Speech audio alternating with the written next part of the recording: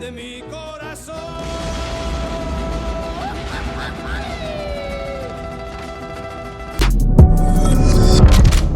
Byron, bro, you'd look good in the champs belt. You would. I mean, I saw Trump holding it this weekend, and I was, I'm telling you, man, like, you'd look good. You'd look good in one of those. Oh, do you want to see right now? You have one? Give me the belt. Bring the belt. We didn't. Listen, we don't play games around here, Benny. We didn't. We don't play games. We didn't plan it. Well, actually, you want me to tell you the truth? So a couple years ago, we had the EA Sports Madden Challenge, and you already know, Benny, who the champ is, baby. You already know. Make sure I got this right. EA Sports Madden Challenge. There you go, just for everybody. I want to make sure everybody sees it good. There we go. So you're telling me that you could kick Tim Walz's ass in Madden because he played AOC, and that was supposed to win over the mail vote this election.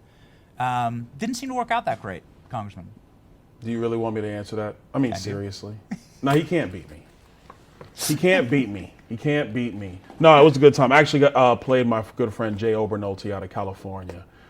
Jay's a good dude. He actually asked for a rematch, but we'll see what happens, Jay. Anytime, any place, maybe. I'm kind of busy these days. Yeah. The champ. All right, here we go. All right, now to business. Not a business. Let's get that out. Let's get that out of here. Now let's get to business. You played football. Your sons play football.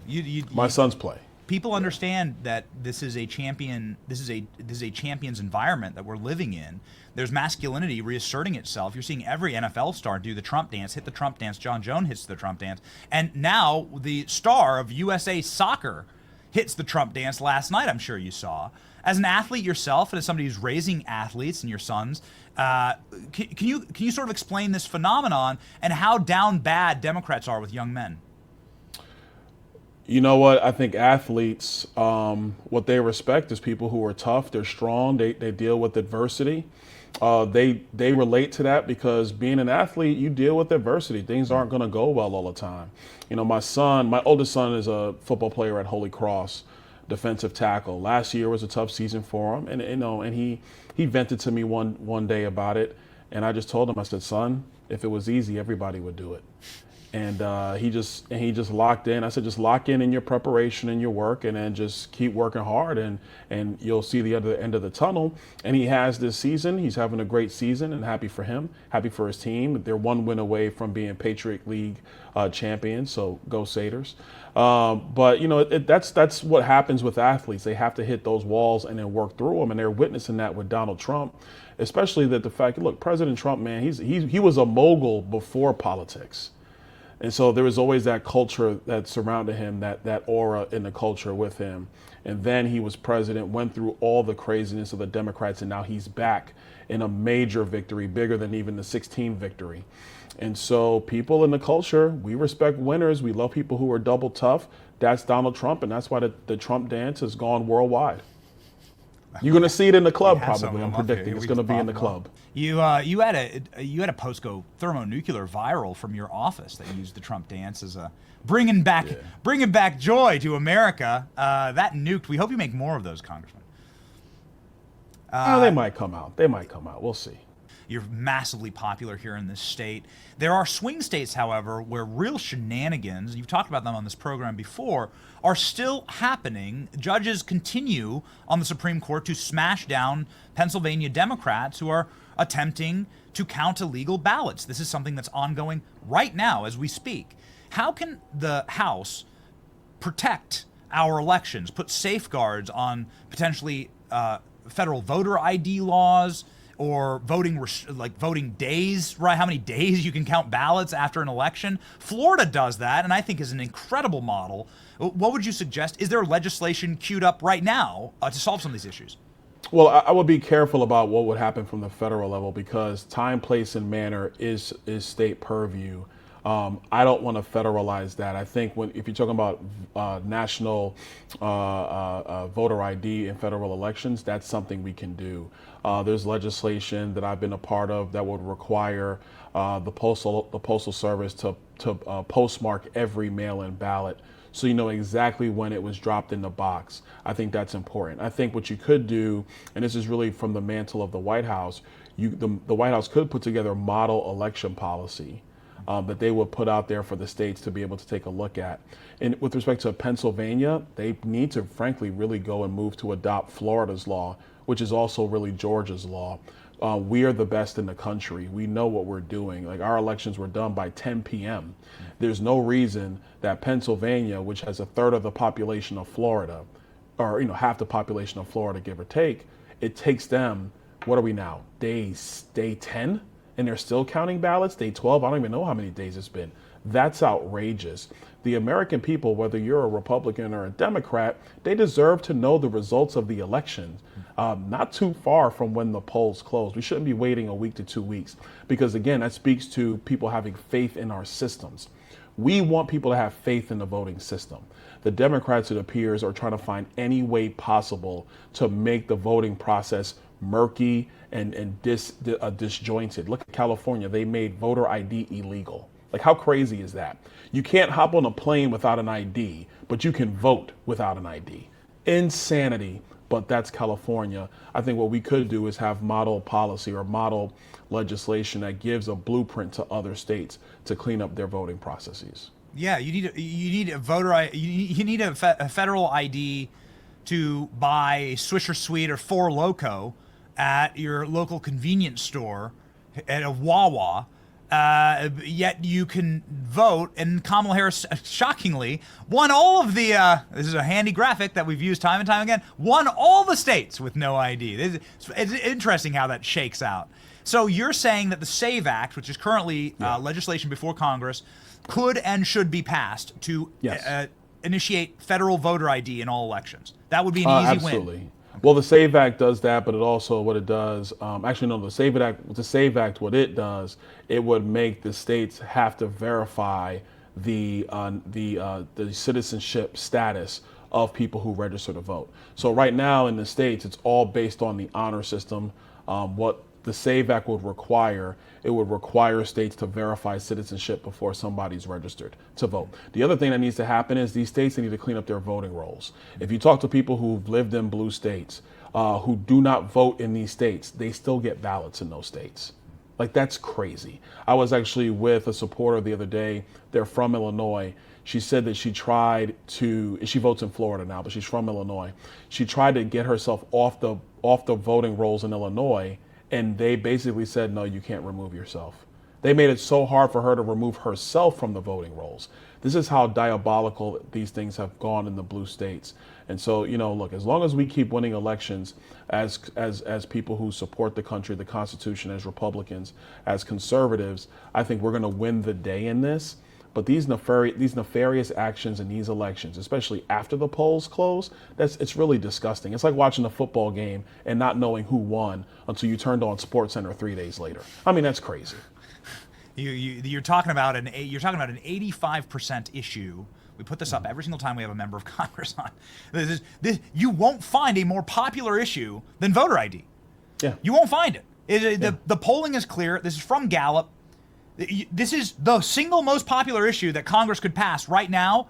Yeah. With 85% of the country, it's probably more like 90% on your side. National voter ID. We can expect it, and it's wonderful to hear. It's music to our ears. No, I agree. You're definitely going to expect it. It's something that we should definitely get done. Call on Speaker Johnson to make sure that hits the floor as soon as possible. Obviously in the next Congress, because Chuck Schumer and the Democrats won't touch it in the lame duck. You're going to need a Republican Senate in order to get that through. But we should absolutely do that. And this is a simple question for the people of America. You have Florida, which has clear rules that protects the will of voters, versus California, run by Democrats, where they have outlawed voter ID, where they do not want to protect the franchise of voting. Who's really on the side of democracy here? It's really Republicans in the America First movement that are on the side of our Constitution, on the side of democracy, not the Democrat Party. Just really quickly here from a military perspective, because I know you have so many active duty and veterans in your district. You represent one of the highest proportions of veterans in America. We've seen some scary news this morning on Ukraine getting authorized by Joe Biden, which seems insane that he could authorize anything right now as a total lame duck, to strike deep into the heart of Russia using American munitions. This is a shock to all of us. Nobody wants nuclear war. It seems like they might be trying to sabotage the president of peace, Donald Trump. Your message to the Biden administration, who seems to be ratcheting up in a very dangerous and suicidal way a war right now. Listen, I respect the fact that there's only one president at a time, but especially considering how monumental Donald Trump's victory was 2 weeks ago, they need to be in tight consultation with President Trump about how they're going to deal with Ukraine over the next couple of weeks. This is a very dangerous step to take. And let me be perfectly blunt, the Biden administration has been god-awful when it comes to Ukraine. They were too slow. Actually, they didn't even act when Vladimir Putin was amassing troops on the border of Ukraine. They were not acting. They watched the buildup occur, and only when Russia went in did they even try to do anything. And their first action was to get Vladimir Zelensky out of the country. And when the world was basically like, no, Ukraine has a right to defend itself, then the Biden administration reversed course and started giving them money. The money was basically no strings attached, no real mission. This is why I voted against Ukraine funding and so many of my Republican colleagues, because there was no mission to what we were doing. We were just wasting treasure with no end in sight. Now they want to do this with offensive weaponry from the United States. They need to be consulting with Donald Trump. It is clear that Joe Biden and his team have no idea what to do when it comes with foreign policy. The next president does. They need to pay deference to him because he's the one that's going to have to deal with the mess created by Joe Biden and Anthony Blinken and Jake Sullivan. Just very quickly here, Congressman, because we know that you campaigned with Donald Trump, you spoke at the RNC with Donald Trump, you've been at his side. This is a really great moment for you. Everyone's waiting for January 20 on that day at noon for Donald Trump's stack of executive orders. Can you give us a preview about what's going to happen on day one here with this administration? Border, and more border. I don't even need to talk to him. I know that's happening on day one. Look, I think that's definitely going to happen. We have some stuff up here on the Hill we got to get through that's going to happen pretty quickly. I know debt ceiling needs to occur, and we have to figure out federal spending. But job number one is going to be securing the southern border. You could take that to the bank, and then also we're going to start the deportation process of criminal illegal aliens in the United States. And for these blue state governors and like the mayor of Boston and her crazy self, you are literally having your citizens live in a second-class America. That's disgusting. It really, really is. So we're going to be calling her out, and a lot of these Democrats, I see you Gavin Newsom out there. I see him. I ain't forget about him. We're going to be calling them out because the people, the Americans that live in these states, they deserve better than the terrible leadership of the Democrat Party. Pritzker, yeah, that's right, in Illinois. You're going to have to come through me to that come dude after. weighs 400 pounds. I'll move him, though. We'll move him. We'll move him out of the way. There's your viral clip, ladies and gentlemen. Byron Donalds, somebody who's obviously himself a champion athlete, raising champion athletes, is a champion himself, has been a champion for President Trump. And here, this is the glorious moment from last night that's taken the internet by storm. The single greatest soccer player in all of America on the World Cup stage for Team USA hitting the Trump dance. And there it is. What a cultural moment, Congressman. The entire team, all of Team USA doing the Trump dance. It's like amazing to see. God bless America. They got to get the swing in, though. You got to get the swing in. All right, you coming to UFC in Tampa with us? UFC coming to your side of the state. Come on, Congressman. I might have to be there. December I might have 14th. to show up. That's right. Let's roll in together. We'll see. You know what? Let me check my calendar. All right. Okay. It's a great idea. You can bring your belt. Maybe we'll. Yeah. All we right. we congressmen are deeply appreciative for you. You represent this side of the state with some of the absolute greats. Everyone follow Congressman Byron Donalds. I know you already probably are. He's just a few follows away from 1 million. We get close. there. Yeah, we're gonna get there this week. Come on, pile in there. Get up with Congressman Byron Donalds, one of the fastest and best rising stars in our movement, and somebody who's such a defender of freedom. God bless you, Congressman. All right. See you, Benny. Godspeed.